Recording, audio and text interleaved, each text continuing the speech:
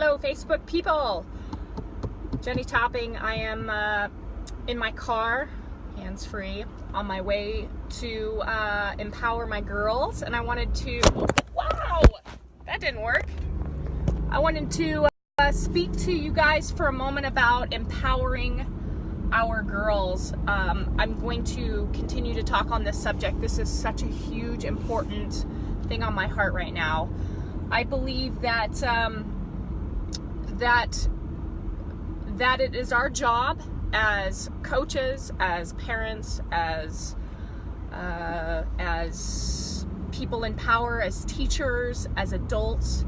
Our job is to change the cycle, if there was a cycle, and our job is to learn and pay attention and be aware of how we're speaking to our girls. I can't speak on this enough. I'll tell you from my own experiences that when my ego used to get in the way of coaching, it was so important that my kids did well for me. And so what I mean by that is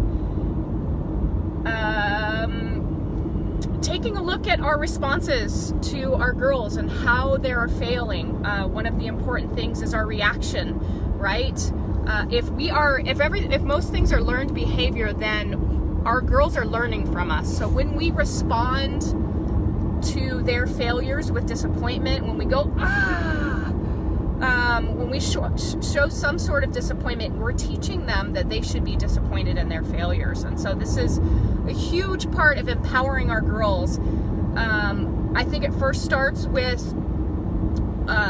taking a look at the things that we're saying as coaches. So before we speak, what are these words doing for this girl? Are they empowering her, or are we judging them, or are we putting them on a pedestal, or are we enslaving them? And what I mean by enslaving them is making them afraid to fail. What are our words doing for our girls? And so I know I've said this before. If you've seen my live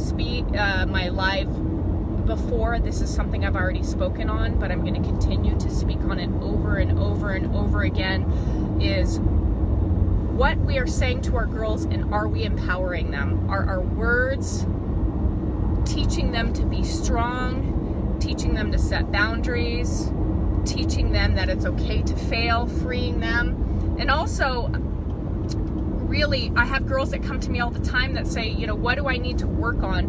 And in the past, I could have possibly have said, you just need to get better, right? But now I give them tools. I tell them what I'm seeing. I give them homework as to what they need to work on. I think this is extremely important because every kid wants to play. And in wanting to play, they need to know what they need to do in order to get better. And so, and then them going and working on things, then we need to give them the opportunity to prove it in games through their practice. So how are we empowering our girls? That is the question. First, it means being aware of the words that we're saying. If we're coaching on the field and we say something like, oh man, I feel fat today, what is it that's teaching our girls? That they should feel fat? Because they're looking up to us as mentors to lead them. Not that we need to be perfect, because we can have a conversation about days that we don't feel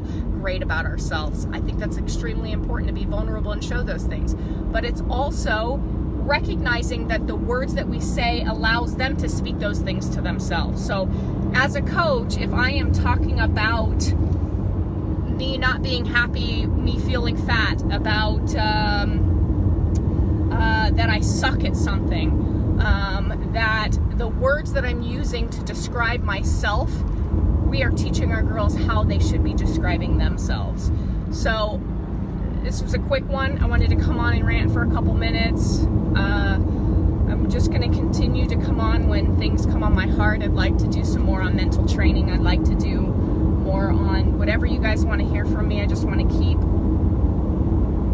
learning and growing about myself so that I can be better for my girls, and so that we can all work together to empower our girls, so ultimately they can go on and be strong, independent, thoughtful, loving, caring, freed, mind-provoking, hardworking women. All right, y'all.